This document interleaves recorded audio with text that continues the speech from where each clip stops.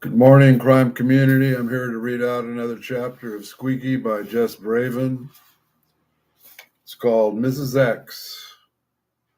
En route to Sacramento Police Headquarters, Lynn sat in the back of the squad car, sandwiched between Secret Service agents Jim Gavin and Tom McCarver. Calm and in control of herself, and complained to the lawman that her handcuffs were too tight. Asked to identify herself, she gave the name of Mrs. X. At police headquarters, Lynn was brought to the second floor and placed in an interview room number 3, a tiny space no longer than 6 by 8 feet in size. Her hands still cuffed behind her back, Lynn was seated in a chair as the Secret Service agents standing over her began the interrogation. Moments later, they were joined by a hastily summoned female police officer, Detective Linda Walker, who had no idea who the suspect was or what crime she was charged with. Lynn was now willing to give the authorities her name and date of birth, but not her address. Told that she was required to reveal her address, Lynn lied and said she lived alone at 1421 G Street, apartment B. The agents wrote down the address and turned to Detective Walker. They instructed Walker to search Lynn thoroughly and left the room. Walker verified that Lynn had a holster strapped to her leg and 2 elastic belts, but found no additional weapons. Walker spent 5 hours with Lynn on September 5th as assorted federal agents, local detectives, and forensic technicians came to shoot photographs or check in on the suspect. Lynn seemed quite comfortable being the center of attention. She noted that many onlookers who paused to gaze at her through her small window in the interview room's door, and she understood something about how animals felt in the zoo. Of course, Lynn noted that the apes in the zoo did their tricks. It was the humans who were making fools of. Soon the 2 women were having a full-fledged conversation, and at least Lynn was giving her standard assessment of society's ills. We are killing our children, Lynn told the detectives, and our children are becoming angry. The children was rich, and yet people couldn't get the things they needed. She said they had to pay 50 cents for a tomato. A tomato, she said, was buying for a house guest. That wasn't right, Lynn said. Even more distressing was the impact of television, which filled people's heads with false ideas, twisting their priorities around.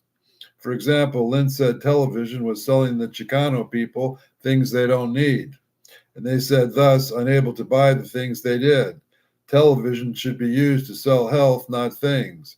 Detective Walker commented on the Saturday morning cartoons filled with commercials that sent children running to their parents, urging them to buy toys and dolls.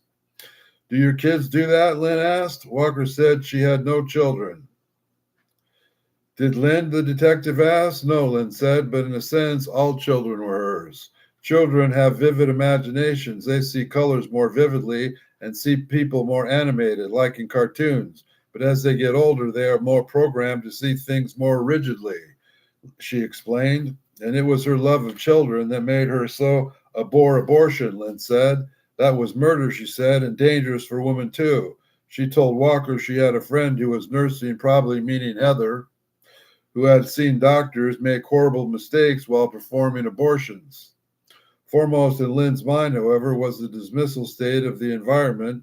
She described her recent visit to the offices of the Army Corps of Engineers, and the irony was that they couldn't see the problem, even though it was right outside the window. That is, the smog brown air that hung over Sacramento every summer.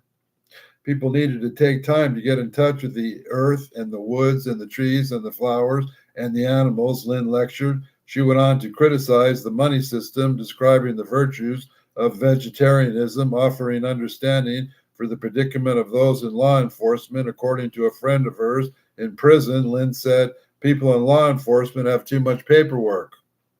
They can't see the problems because of all the paperwork. After a while, Lynn began to weep. Walker sent an officer to fetch her a box of tissues and a glass of water. Lynn was grateful. Turning to the detective, she offered a compliment. Have you lost your patience? Sandra Good had been in bed when the morning telephone rang at 1725 P Street. It who was a Sacramento Bee reporter, calling to ask Sandy if she knew where Lynn was. "She's just gone to the post office," Sandy replied. After turning to Heather for clarification, Sandy continued, "She's just gone up the street." The reporter asked if Sandy knew what Lynn had been arrested. "Oh, no, I don't think so," Sandy said. Soon other reporters were calling for comment, and Sandy was persuaded that Lynn indeed had gotten into something big. Around the city, law enforcement went on the alert, fearful that a Manson-led conspiracy to destroy the nation's leader might be afoot. But it was not until 11:30 a.m., nearly 90 minutes after the pistol incident, that a Sacramento police squad arrived at the P Street apartment. Heather welcomed the officer into the apartment and introduced them to Sandy. After concluding that one else was hiding there, the police asked Sandy and Heather to accompany them to headquarters. The women cooperated fully. They were being escorted downtown. Guards were posted in front of the apartment house and by Lynn's Volkswagen to make sure nothing was tampered with until a search warrant could be executed. On the way to the police station, Sandy began talking about her friend. Lynn was upset last night. She was crying and very upset about all the pollution. She told the officers, if the gun had gone off, she added, Lynn would have been a true public servant. At police headquarters, however, Sandra told investigators that Lynn had given no clue to any interest in killing the president. Sandy said that she didn't even know Lynn had a pistol or where she might have gotten it. Or in any event, Sandy assured the officers Lynn was not a planner and therefore wouldn't have thought the incident out in advance. Meanwhile, the door to interview room number 3 was opened as technicians continued to take photos of Lynn. Suddenly, a commotion was heard in the hall, and Detective Walker was ordered to shut the door. Locked again inside the tiny room, Lynn walked over to the door and looked through the window. Then she returned to her seat and closed her eyes, wearily resting her chin on her chest. Tired, Walker said. Lynn nodded. She said she hadn't gotten much sleep the night before. Minutes later, Walker received the instruction to move Lynn to the photo room, a large space where she could be equipped with video equipment to record interrogations. As Lynn had been escorted down the hallway, she passed an open door and saw Sandra and Heather inside interview room number 4.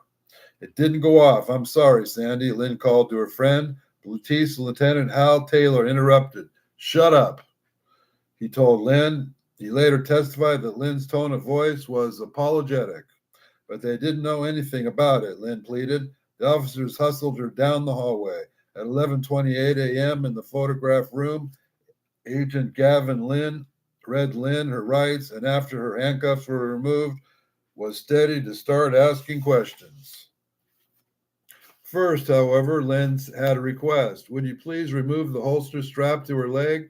Detective Walker did so, and the interrogation began. Throughout, Gavin later reported Lynn was in control of herself and set the pace for the interview. She refused to answer the questions about the incident in Capitol Park and consistently referred to herself in the third person. It would be pointless to try to explain her act to the officers, Lynn said. The girl's story will come out in court. Instead, Lynn used the interview to try to educate the investigators. She told the officers the United States was going to the dogs and that time was running out to make the needed changes. Subject was expressive on one point, the Secret Service report observed, Charles Manson. According to the subject, if more people followed Manson's work, there would be less world problems.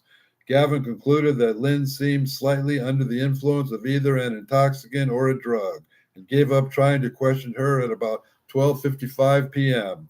Minutes later, she moved to an adjacent room to be examined by Dr. Charles J. Fisher, Jr. of Sacramento Medical Center. Fisher introduced himself. In the tone that struck the physician as slightly defensive, Lynn asked if he was a psychiatrist. No, I'm not, Fisher said. I'm an internist. Lynn accepted the information. I guess you're okay, she said. From that point on, she cooperated with the doctor, who noted a bruise on her left shin. Lynn said that she had been bumped into something a few days before, an explanation that seemed reasonable to the doctor. He found her blood pressure to be normal, her mental state to evidence no sign of depression or paranoia or delusional thoughts. She denied, the doctor later testified, any suicide ideation. Dr. Fisher drew about 30 cc's of blood, and Detective Walker escorted Lynn to the ladies' room to obtain a urine sample.